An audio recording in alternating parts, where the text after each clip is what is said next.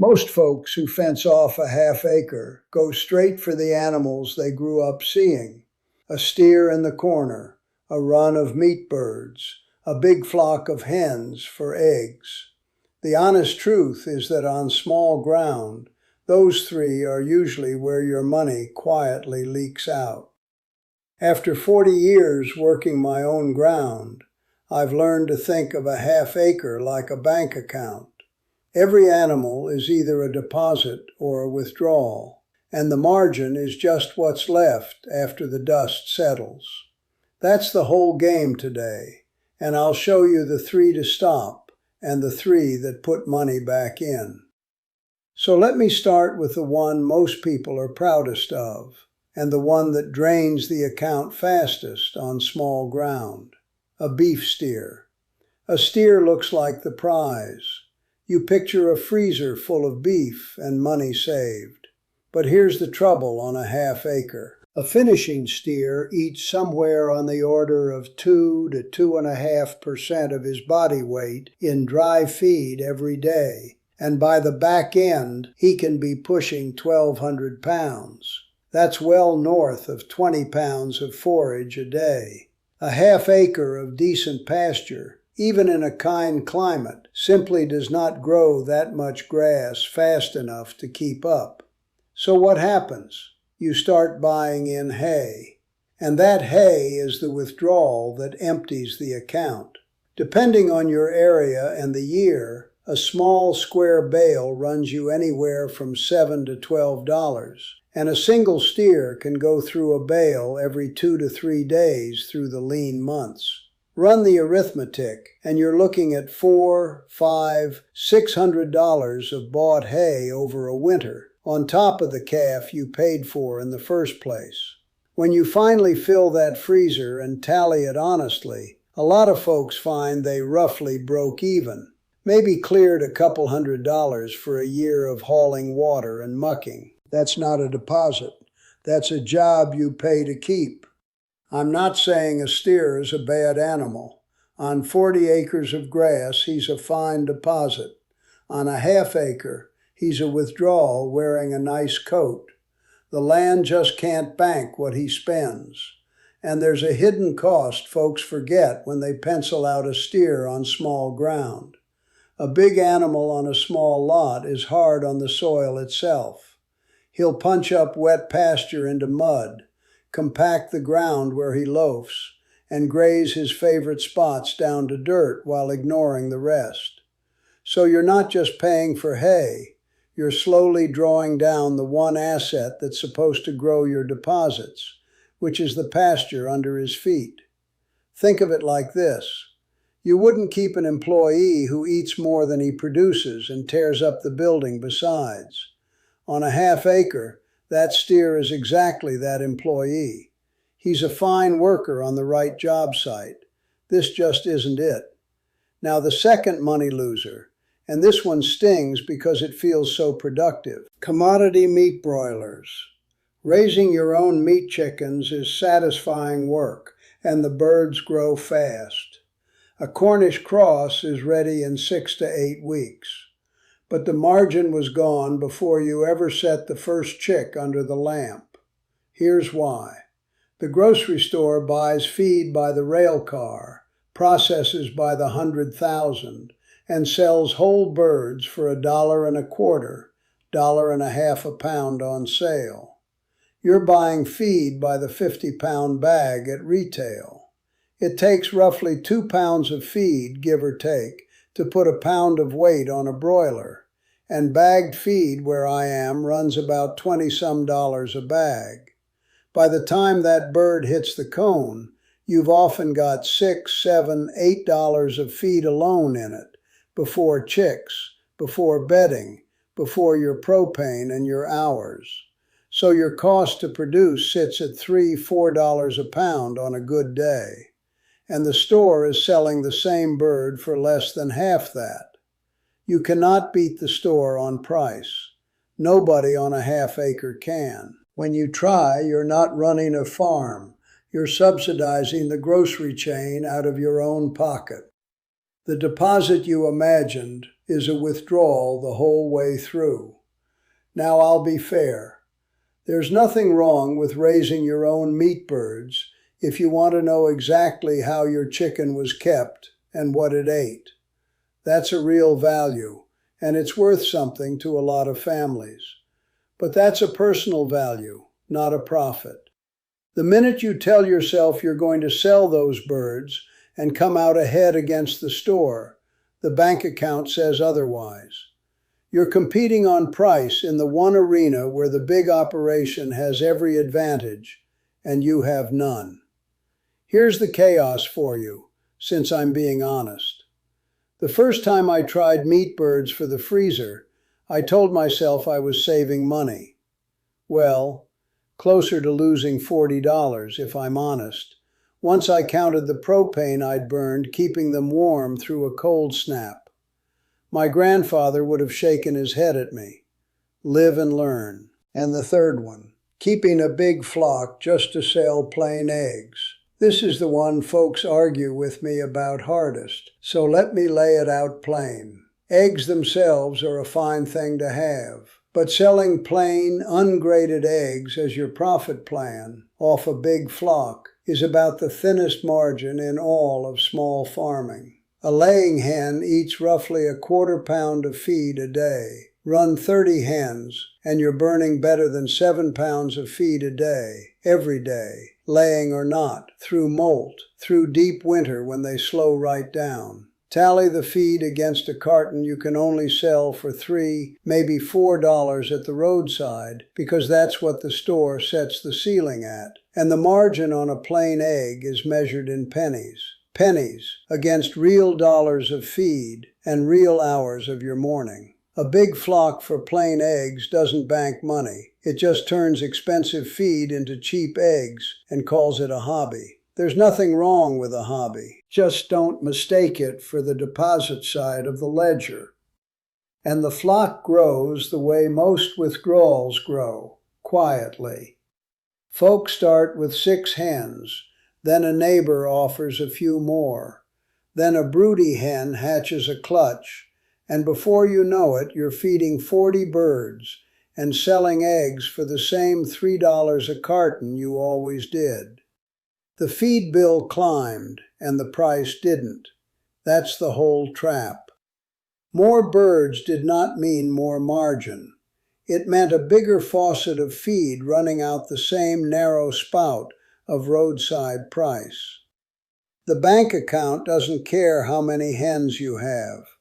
It only cares about the gap between what they eat and what their eggs bring.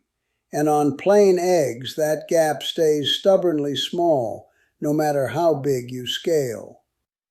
So that's the 3 withdrawals. The steer the land can't feed. The broiler you can't price against the store. The big plain egg flock that runs on pennies. Now let me turn the page and show you the deposits. The same half-acre, the same chores, but money actually staying in the account. The trick every time is the same. Stop selling a commodity. Sell value. Capture the waste, or find a buyer the grocery store can't touch. Keep that one line in your head as we go, because it's the whole turn of the page. Stop selling a commodity. Sell value. Capture the waste, or find a buyer the grocery store can't touch. Every deposit I'm about to show you is just one of those 3 moves, dressed up in fur or feathers or a bag of black dirt. First deposit, dairy goats. Run for value-added products you're allowed to sell where you live. Here's the shift in thinking. A gallon of plain goat milk, if you could even sell it raw, brings you little, and the rules on raw milk are strict and they vary by state, so that road is mostly closed. But a goat doesn't have to give you milk to sell. She can give you a product.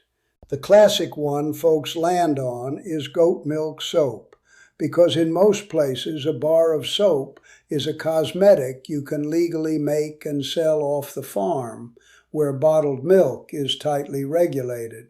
Check with your local extension office or your state Department of Agriculture before you sell a drop of anything, because the line between what's legal and what isn't sits in a different spot in every state. That caveat is real and it matters. But look at the margin once you cross it.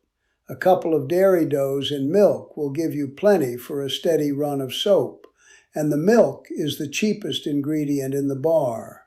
The lye and the oils cost you more than the milk does. A handmade bar sells at a farmer's market for $6, $7, $8, and the materials in it might run you $1, $1.50. That's a 4-to-1 return on a product off an animal you were already chorsing twice a day. Menno Hirschberger over in Holmes County will tell you the milk was never the money. The bar of soap was, and the goats were just the front end of it. That's the whole lesson in one animal. Same goat, same hay, but you stopped selling a regulated commodity and started selling a value-added product. Deposit, not withdrawal. And here's the part that compounds quietly in your favor.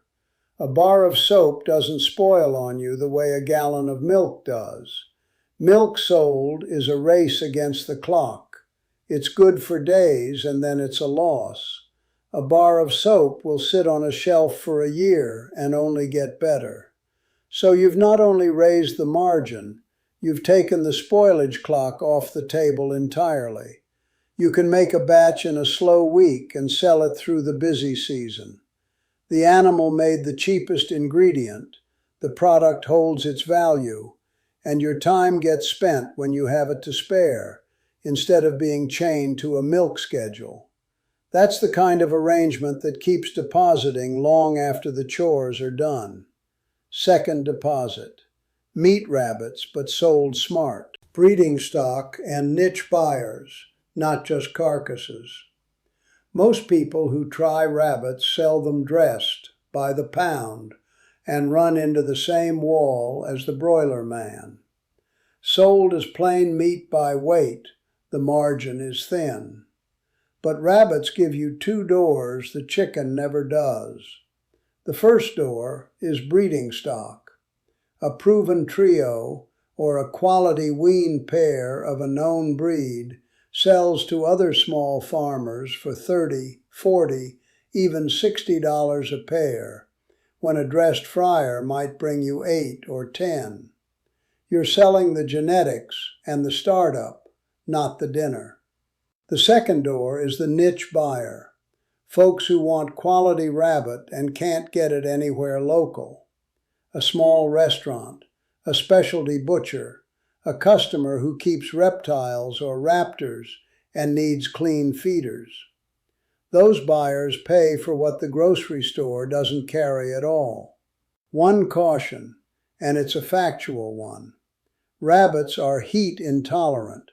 They handle cold far better than a hot, muggy summer, and a doe can be lost to a 90-degree afternoon faster than you'd think. So in a warm climate, you'll need shade, airflow, and a way to cool them, or this deposit turns into a withdrawal in July. Check what your summers actually do before you build the herd. Run it as breeding stock and niche sales, and the picture flips. A single doe can raise several litters a year, and even a modest rabbitry that places 20, 30 animals as stock and niche meat across a season can roughly double the margin you'd ever wring out of selling fryers by the pound. Same cages, same chores. You just sold smarter. There's a reason rabbits do this better than most. They eat a lot of forage you can grow or gather. They'll take garden trimmings, good hay, and pasture greens, which keeps their feed bill lower than a bird that needs a high-protein ration to grow at all. So the input side stays cheap, while the output side, sold as stock, stays high. That's the bank account working from both ends. Low deposits going out, higher deposits coming in. And the startup is small enough that a fellow can test it on 3 does in a corner of the half-acre and see for himself before he ever commits real ground to it. I always tell people to start small and let the animals prove the margin before they scale a thing. If 3 does don't earn their keep, 30 won't either. They'll just lose it faster. And the third deposit, the one almost everybody walks right past: sell the waste. Every animal on the place makes manure. Most folks treat it as a chore, a thing to shovel and be rid of. I'm telling you, it's the most overlooked deposit on a small farm, because composted manure and worm castings are, near enough, pure margin. You didn't buy the input. The animals you already keep made it for free. Your only real cost is the time to compost it down properly and a bag to put it in. Here's the math that surprises people. A bag of quality composted manure or worm castings sells at a garden center or a farmer's market for anywhere from $5 to $15. And the gardeners who want the good stuff will drive for it. Castings in particular fetch a premium because the bagged stuff at the box store is thin by comparison. Compost it right, screen it, bag it clean, and you've turned the one thing your steer and your goats and your rabbits all produce for nothing into a product with almost no input cost behind it. Menno Hershberger built a tidy side income off composted manure alone. The animals on his place earn their keep twice, once for what they're raised for, and again for what they leave behind. Now, I'll keep you honest on the facts here, because this is exactly where the wrong information costs people. Fresh manure straight from the barn is not a product, and it can carry pathogens and burn a garden besides. It has to be properly composted first, let down with heat and time until it's broke down and stable, which generally means months, not days, and a pile that's actually heated through. The rules on what you can sell as a soil product and how it must be handled differ from place to place, so check with your local extension office before you bag a single sack to sell. That caveat is the whole difference between a clean side income and a complaint at the market. Get it right, and the margin is about as good as it gets on a small farm, because you're selling something you'd otherwise pay to haul away. Rabbit manure in particular is a gift here. It's one of the few you can use without as long a hot composting, though you still want it aged, and the worms turn it into castings faster than just about anything. That's the bank account thinking carried all the way through. You captured a withdrawal you were literally shoveling out the gate and turned it into a deposit. Rudy Detweiler, also out in Holmes County, does the same trick on the storage side. He roots his fall crops down in a cold cellar and sells them in the dead of winter when the price has climbed, instead of dumping them in the autumn glut when everybody's selling. Same harvest, better timed sale. Margin is just what's left, and timing leaves more of it on the table. Now let me tie the two halves together, because the thread runs through every one of these. The losers all had one thing in common. You were selling a commodity, beef, generic chicken, a plain egg, straight into a market the grocery store already owns on price. You can never win that fight on a half-acre. The deposits all did the opposite.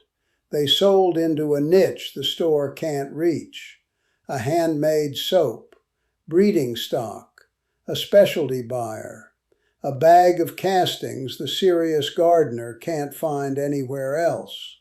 That's the real lever. Not working harder, not buying more animals, finding the buyer the big operation can't serve, and selling them something the big operation doesn't make. And the niche is closer than most folks think.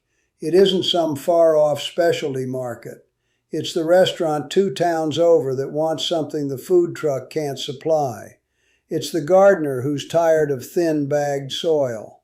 It's the homesteader starting out who will happily pay you for good breeding stock to skip the mistakes you already made. It's the family at the farmer's market who will pay $8 for a bar of soap with a story they can shake your hand over. The big operation cannot follow you there. It's built for volume and price, and the one thing it can never sell is the small, the local, the particular. That's your ground to stand on, and it's the only ground on a half-acre where the math actually works in your favor. Malin Lehman down in Lancaster figured this out the hard way. He ran commodity layers for years, chasing volume, racing a price he could never win. He got out of it, scaled down, and started selling into specialty channels instead. And in a good year, many in his position find the margin roughly doubles, not because they sold more, but because they finally stopped selling cheap. I'll be plain about the numbers so nobody walks away with the wrong idea. None of this is a promise. Climates differ, markets differ. Your soil and your summers and your local rules are their own thing, and what banks money on my ground might not on yours. Check with your extension office on what you can legally sell, and price your own inputs before you count a dime. But the principle holds steady wherever you farm. Cut the animals the land can't bank. Capture the waste you're throwing away. Sell value, and sell into a niche, never a commodity. Do that, and the same half-acre that barely broke even can start leaving real money in the account at the end of the year. A half-acre is plenty of land to make money on. It just won't make it the way the back of the seed catalog says it will. It makes it when you stop trying to out-farm the big operation at its own game, and start doing the one thing it never can, being small, being local, being the particular thing somebody nearby actually wants. The steer, the broiler, the plain egg flock all asked you to win a price war you were never going to win. The goat, the rabbit, and the bag of castings ask you to step out of that war entirely. That's the deposit side of farming, and it's the side most folks never get shown. If this was useful to you, subscribe, and I'll keep putting plain, practical farming like this in front of you every week.